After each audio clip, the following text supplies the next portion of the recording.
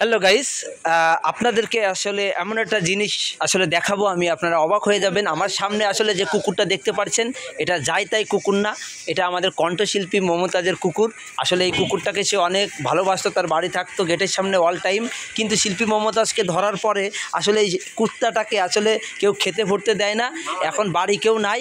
এরই কারণে এই কুত্তাটা আজকে রাস্তায়, তার বাড়ির পাশে একটা রাস্তায় থাকে। আমরা এখন কুকুর সঙ্গে আসলে করবো হাই, হ্যাঁ কুকুরকে যে খেতে দিয়ে আমরা করবো। দেখতে পাচ্ছেন কুকুরটা আসলে অনেক ক্লান্ত হয়ে পড়েছে। হাই, কুকুর দেখতে পাচ্ছেন আসলে কথা বলছে না, আসলে পোষা কুকুর তো এই জন্য কিছু বলছে না। আসলে যদি রাস্তার কুকুর হতো তাহলে আসলে কামড় দিত আমাকে।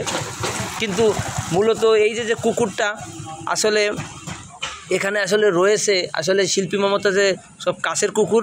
আর একে আসলে দেখতে পাচ্ছেন বাঘের মতো শরীর, কিন্তু বাঘের মতো শরীর হলে কি হয়েছে, আসলে একে কেউ খাতি দেয় না। কিন্তু পাশে একটা দোকানদার, ওনার কাছে জিজ্ঞেস করবো আসলে উনি কি খাতি দেয় কি না।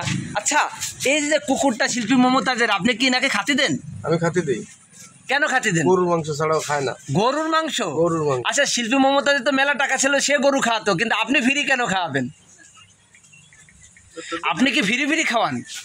ও মানে প্রাণী কুকুর বলে এর জন্য আপনি ভালোবেসে খাওয়ান, তাই না? এটা আপনি বাড়ি নিয়ে যেতে পারেন না, না আপনার দোকানের সামনেই থাকে? আমার এইটুকু লাস্টে জেল খাটা। আচ্ছা, উনি আসলে কথা বলতে চাচ্ছে না, এজন্য আসলে চুপ করে রয়েছে।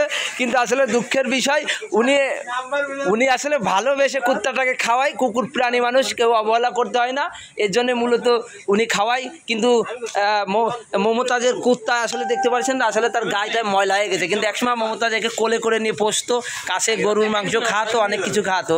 কিন্তু এখন আসলে কুত্তাটাকে আসলে কেউই আসলে খাতি দেয় না, উনি একমাত্র ভালোবেসে খাতি দেয়। এই জন্য এই রাস্তার পাশেই কুত্তাটা রয়েছে। আপনারা আসলে সবাই লাইক শেয়ার দেবেন।